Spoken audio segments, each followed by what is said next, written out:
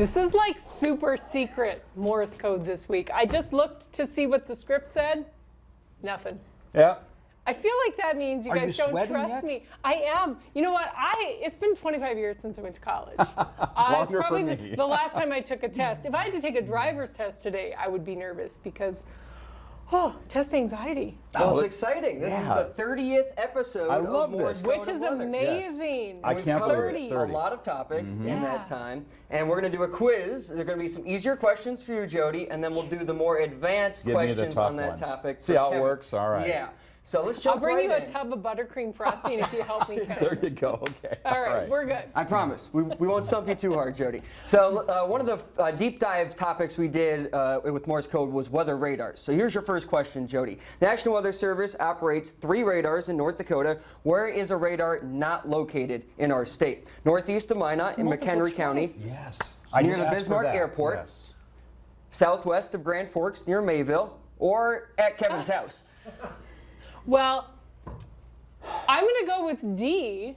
You would be correct. Because I do know that you have a lot of weather equipment at your house. He doesn't have a secret radar there? No. Well, not that he told me about. I was actually thinking it was Bowman. They are owned by the Water Service Board.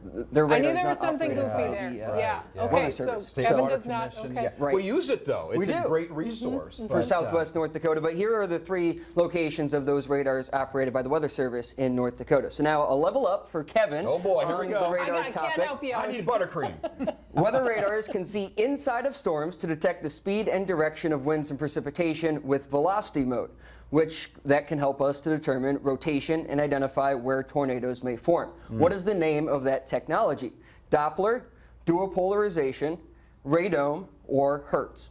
Oh, I love these. This is really good. These are great multiple choice. So, Are you stalling?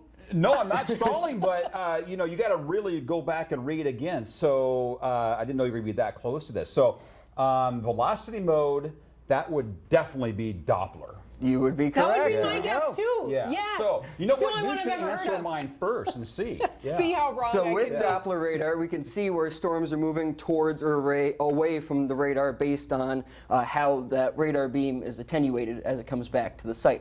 So that technology was named after Christian Doppler, who discovered it. And with that velocity mode on the right side there, we can see where there's winds moving towards and away from each other. It's what we call a velocity couplet, or where there would be strong rotation within a storm, and you could spot a tornado just based on the radar there. Yeah.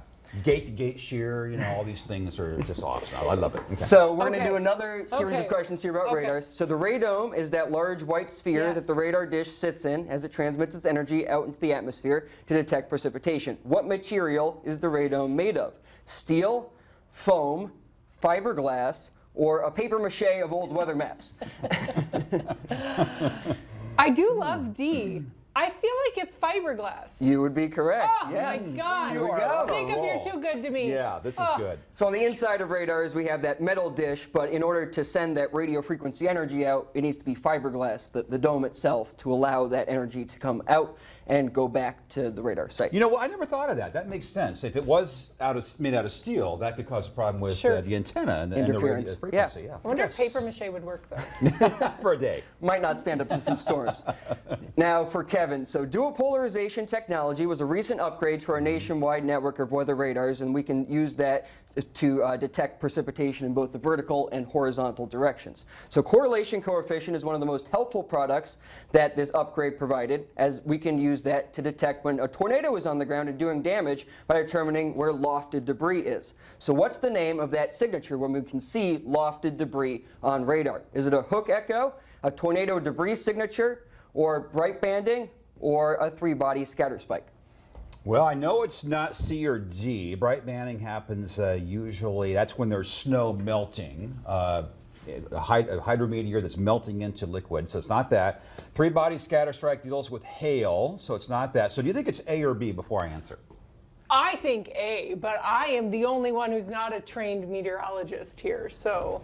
I'm going to go B. You would be correct. Yeah. So this see, is don't listen to me. I mean, seriously, that's good. This is dealing with when we can see that lofted debris. There's particles that are dissimilar from each other when you have a tornado that's lofting parts of homes or trees into the atmosphere. We never Not want to good. see this. Yes, No, exactly. I don't want to see that. But No, the hook thanks. echo is what you see up top there, and that's just on our normal reflectivity mode. So another one about weather balloons. Here's the National Weather Service offices launch weather balloons twice per day in all different types of conditions, from high winds to blizzards, but they avoid launching the balloons during thunderstorms. Why is that the case? It's dangerous to be outside during thunderstorms. Weather balloon is filled with hydrogen, which is a very flammable gas.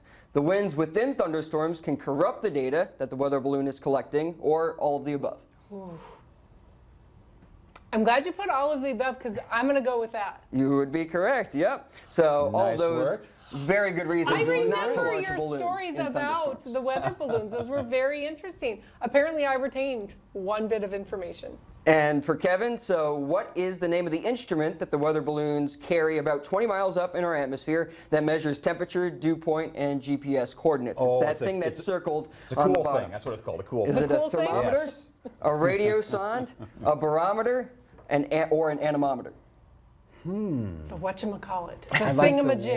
whatchamacallit. Well, it's not a thermometer, so we can eliminate that. Not a barometer, but we get some of the values from that. Not an anemometer, which measures wind speed, so I'm going to go with radio sonde. You would be correct, yeah. So it uses some of those instruments to detect temperature and all that, but the instrument itself that we send up with the balloon is called the radio sonde. Oh, I love it. So are we seriously out of time? I think we might be. I think we are out of time.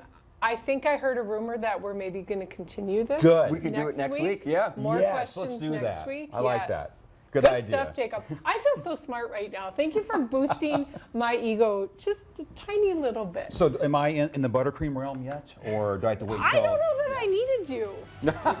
Oh, wait, now you're I going to diss do. me on I the need bitter you. buttercream? Yes, Kevin. That's bitter I'll got buttercream.